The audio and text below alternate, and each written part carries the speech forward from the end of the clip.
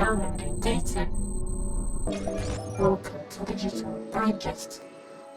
Let's start. Welcome to Digital Digest. There are two topics I'm going to cover for today's video. First one being the Miary's Colourism controversy when it comes to Tekken 8, and your favorite Japanese dev is likely using generative AI to develop video games. So first things first, the reason why I am pointing this out is because that's the elephant in the room.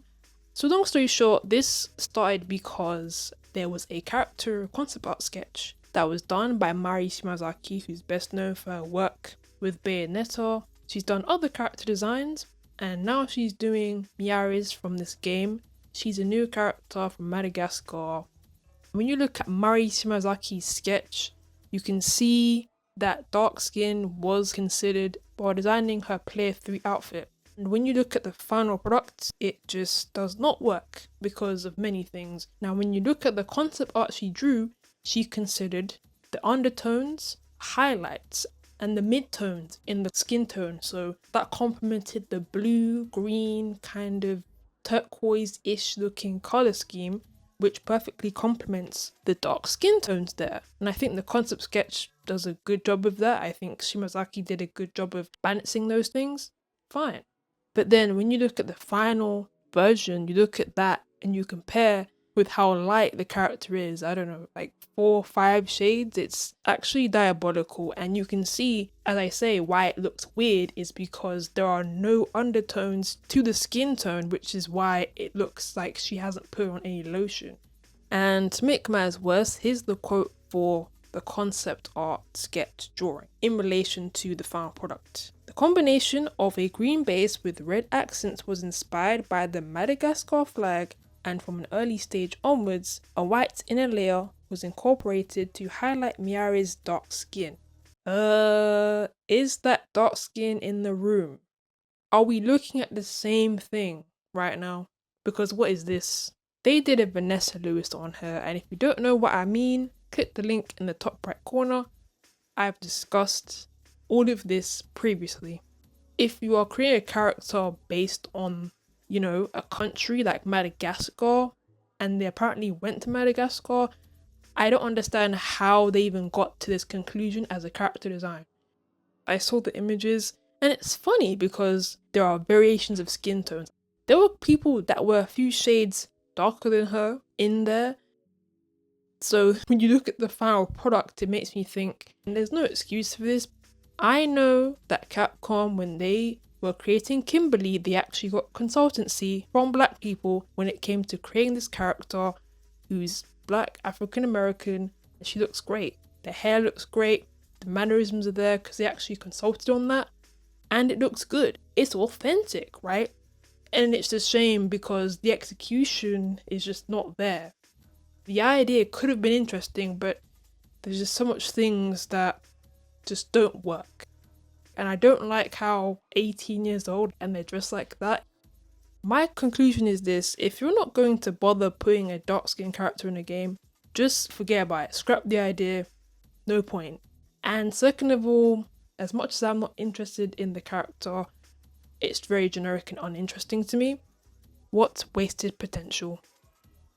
Second topic is this. I came across this article and yeah, not shocking, right? This comes from Automaton West. Shout out to Amber V for this article. The title of it is Over 50% of Japanese game companies use AI in development, according to Tokyo Game Show organizer. That game show organizer in particular is Japan's Computer Entertainment Suppliers Association. They released a preview of the 2025 CESA Video Game Industry Report on September 25th. According to an article from the Nikkei, based on 54 responses from June to July 2025, about 51% of companies used generative AI in game development.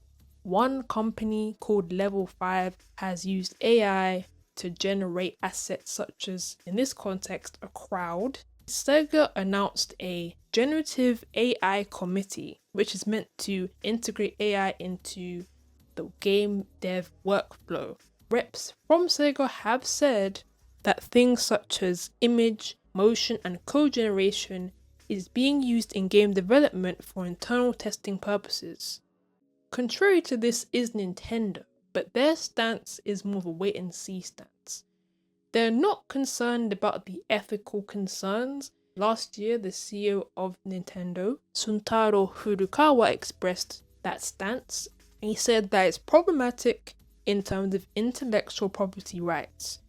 My response to all this is it's unsurprising considering that companies think that because the cost of games are getting higher, they think they can shortcut this by using these so-called tools, slim down and cut down a lot of the process.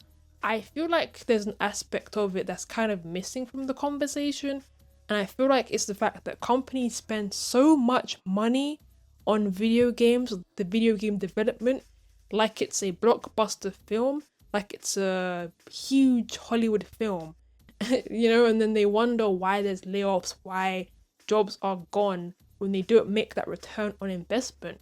Because video games, the process, it's not the same. I think one thing is project management. Project management has just been in the gutter for a lot of these games. It's only going to make the problem worse because already Xbox had so much layoffs. They wanted to streamline and save money, and were practically saying that AI was going to streamline their business, whatever. That's really what they were saying, and they discarded the employees. And considering there is an AI boom, Japanese game companies have not really cared about that. I mean, I even remember Square Enix trying to do, or they are still doing, I don't know, that NFT game. But I just feel like because companies lost money, they've been pushing this technology as a solution when it's really not the solution. It's actually causing more ethical concerns, more harm to the environment, less human interaction and less human elements of the development process. You need humans to do these things. I mean, if you just rely on technology, it's not going to find out the kinks and the problems. You need humans to get to that, to problem solve. Machines can't do that. It's not intelligent, it's not smarter than human beings. I mean, what is this? I don't know where this mindset came from. The way that the industry is hemorrhaging money, not trying to optimize games, not trying to improve project management. Shareholders also have a part to play in that because they don't even consider what developers have to go through to create a game. They just care about getting that ROI. So it's only going to get worse until the AI bubble bursts, just like how the .com bubble did, but we'll see what happens. It's been 5 years in. Yeah. Anyway, those are my thoughts on those topics. Let me know what you think on both of them.